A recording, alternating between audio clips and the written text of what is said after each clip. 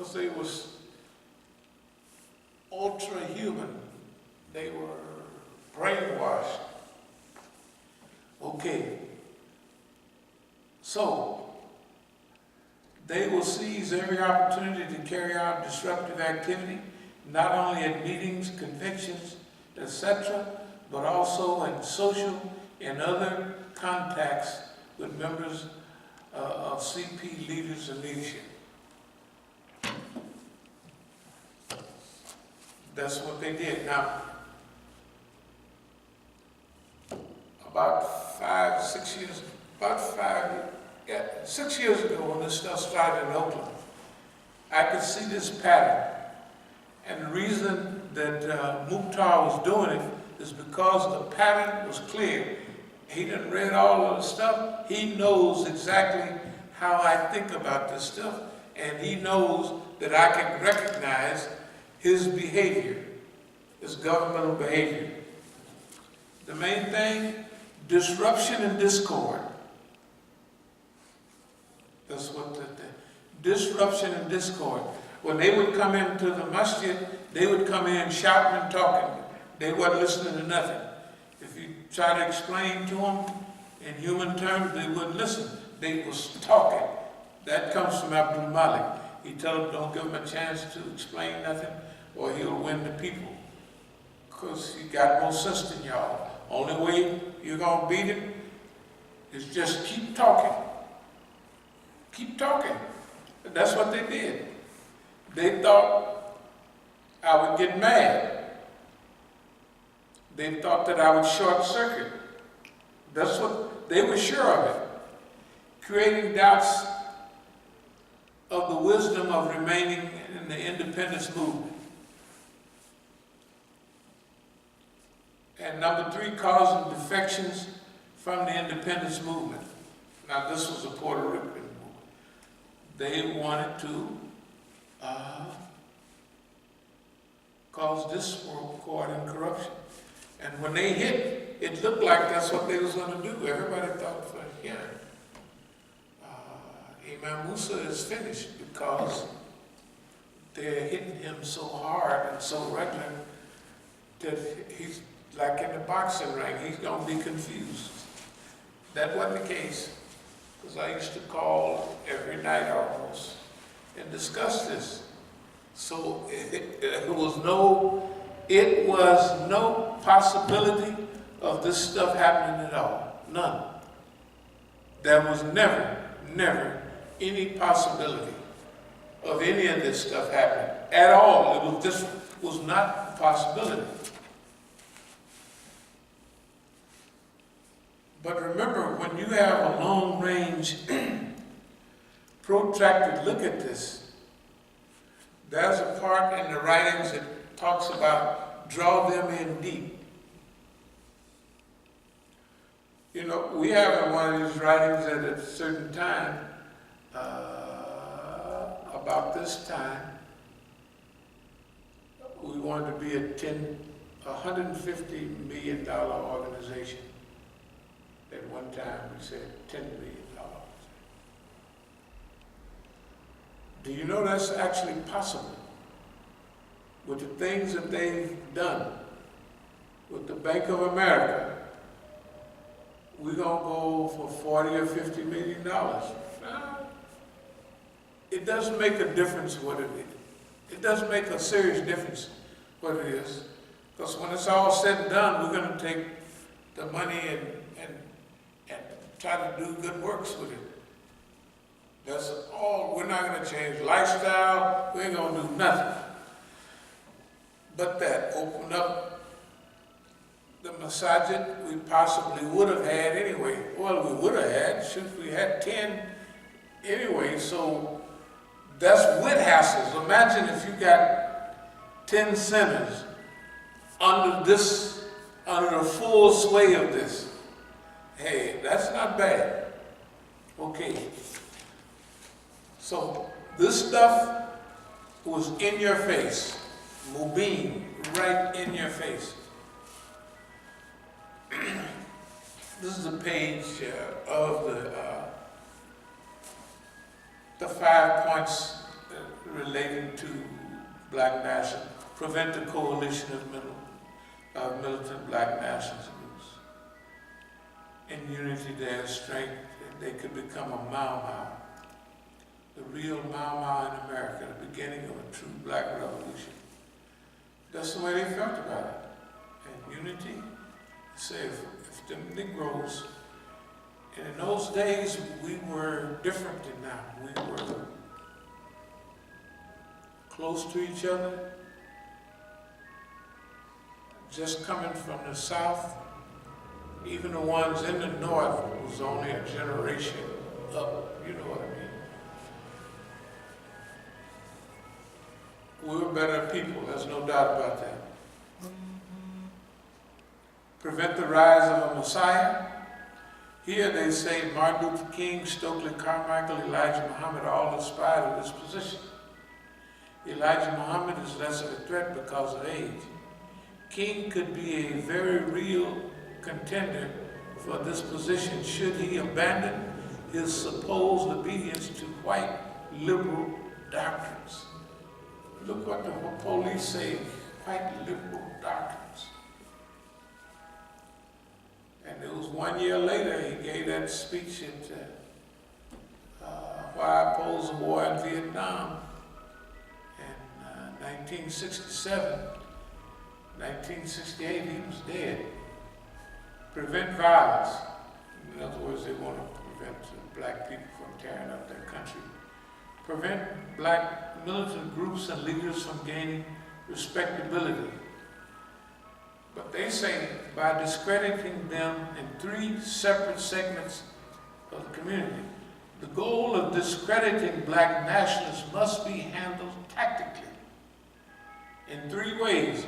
You must discredit these groups and individuals to the responsible Negro community. Roy Wilkins in it. Second, they must be discredited to the white community, both the responsible community and to liberals who have vestiges of sympathy for black nationalists simply because they are Negroes. Third, these groups must be discredited in the eyes of Negro radicals, the followers of the movement. You may not believe it, I don't know if I brought my phone, but the Coons are so crazy, they was trying to take a perfect reputation, right, and discredit it. No, they haven't stopped, they do it right now. I don't go and look at their websites, but I know what they send me on the thing. People loved you, we believed you. You had us all fooled.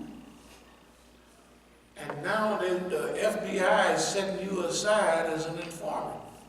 That's what they just, okay? That's okay. And look, the more they talk, the more they drown themselves. Remember, protracted and delayed. That has been the saving force. Draw them in deep. Draw them in deep. All of those things we have done and we're still doing. Okay. Number 5, see how this fits. A final goal should be to prevent the long-range growth of black militant, black nationalist organizations, especially amongst the youth. Specific tactics to prevent these groups from converting young people must be developed. I say drugs, heroin and all kind of drugs. And it worked. It worked 150%. They got it. And now they're doing it to white people. Gang violence, killing each other.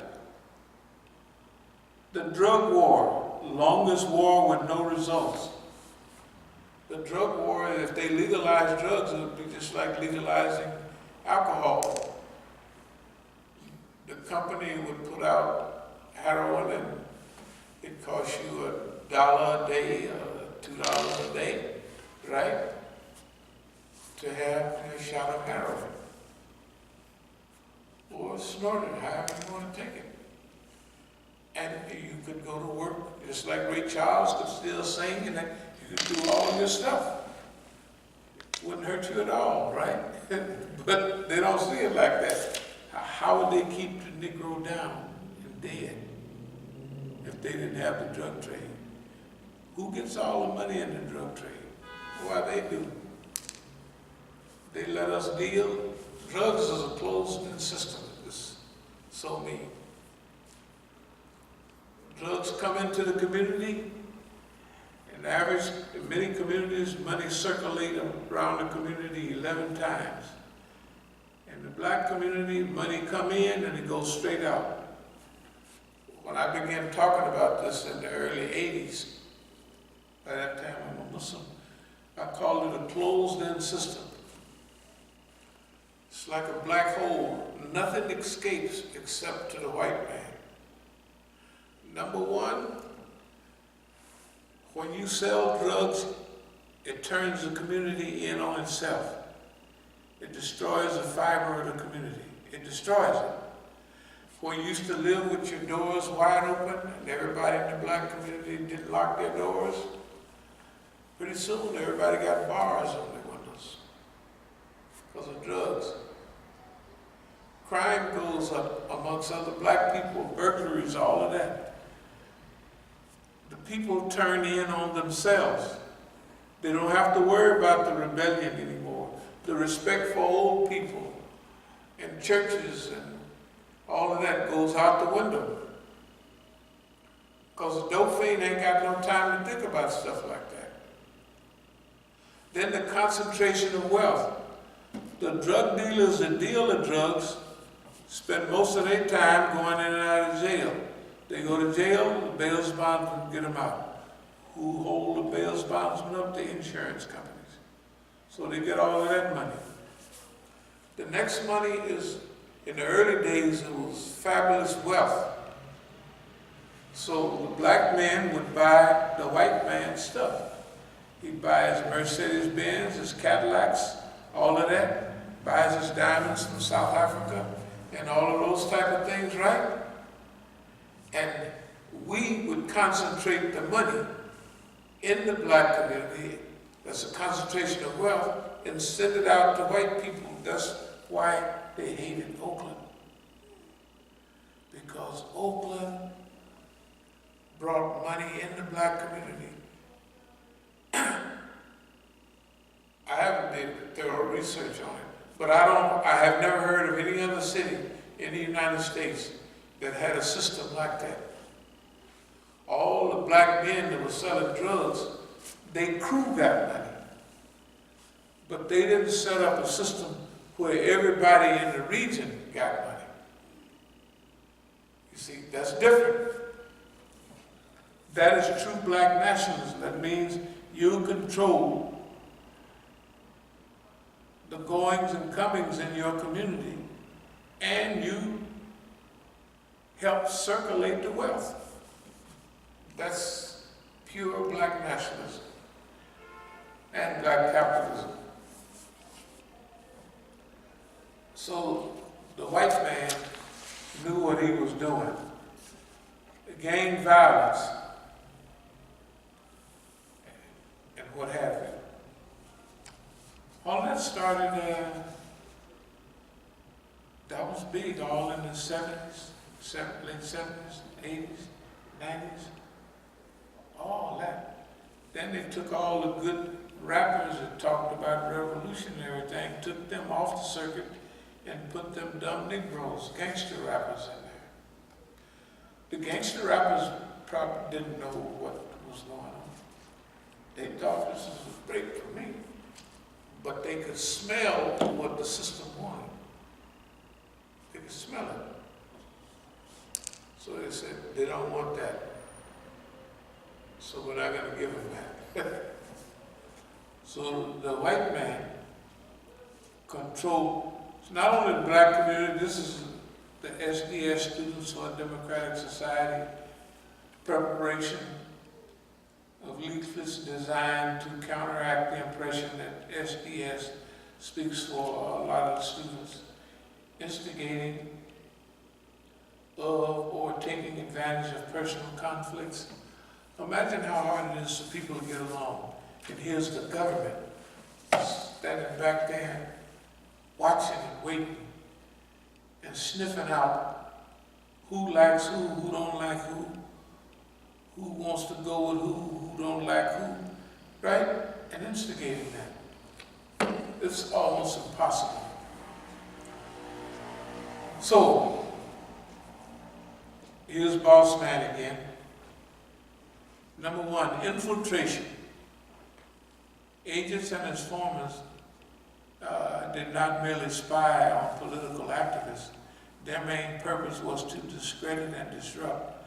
Their very presence served to undermine trust and scare off potential supporters.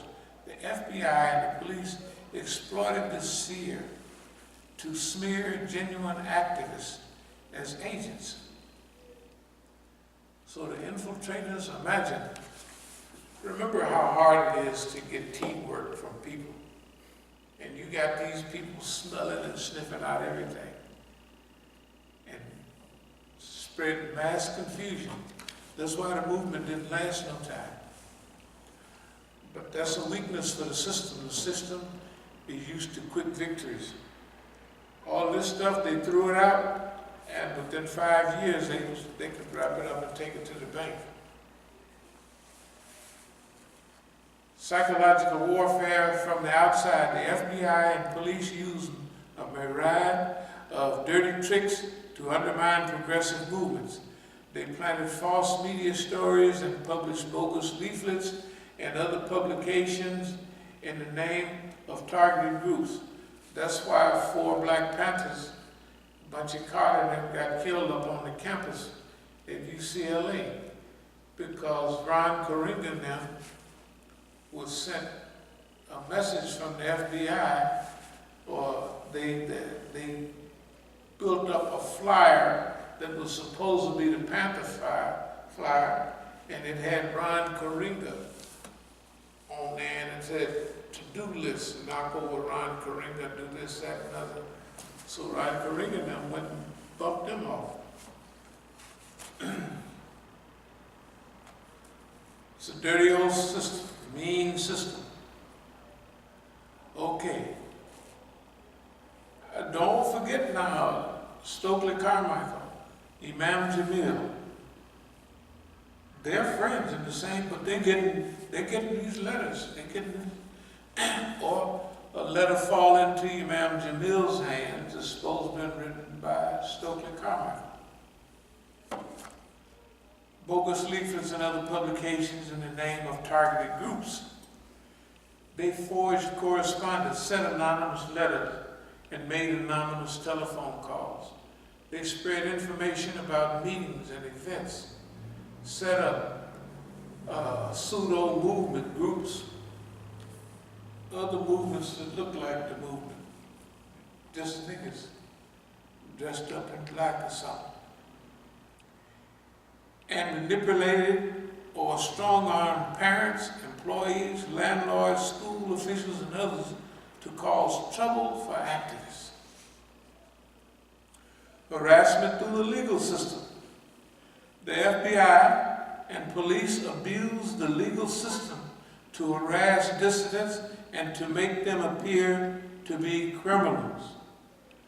Officers of the law gave perjured testimony and presented fabricated evidence as a pretext for false arrest or wrongful imprisonment.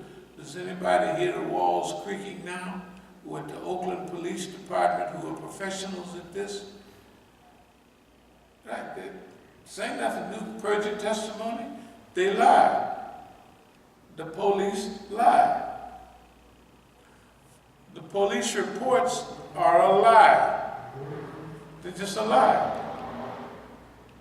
We don't have to worry about it, even if we prove half of them, we on free. There's so many. That's from delay. Don't forget psychological guerrilla warfare. We'll get to that in a minute. They discriminatorily enforce tax laws. Do we hear anybody again? And other government regulations, and use conspicuous surveillance, investigative interviews, like when they came to your house. That's an investigative interview. And grand jury subpoenas in an effort to intimidate activists and silence their supporters. Extralegal force and violence. The FBI and police threatened, instigated, and themselves conducted break-ins, vandalism, assaults, and beatings. The object was to frighten dissidents and disrupt their movement. Anybody want to say amen or whatever they say in the church? Beatings, break-ins. I don't know how many break-ins we've had. They don't have to break in, they just walk in. But stuff walk away. Flat tires, all kind of, I don't remember all of this because it clouds your mind up. But it's daily, weekly, regularly. Disruptive movements and cause radical black and Puerto Rican activists and later Native Americans. These attacks included political assassinations, were so extensive, vicious, and calculated that they can accurately be termed a form of official terrorism. They terrorized the movement. That's what the government did.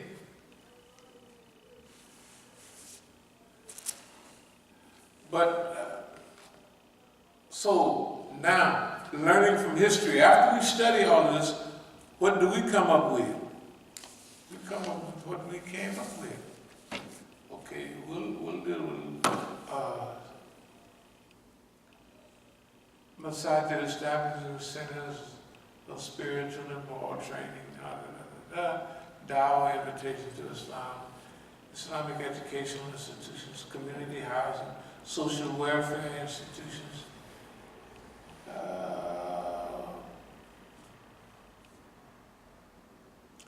all these filmmaking, news production. A lot of people think this stuff would be new. This stuff has been on the books. Property acquisition,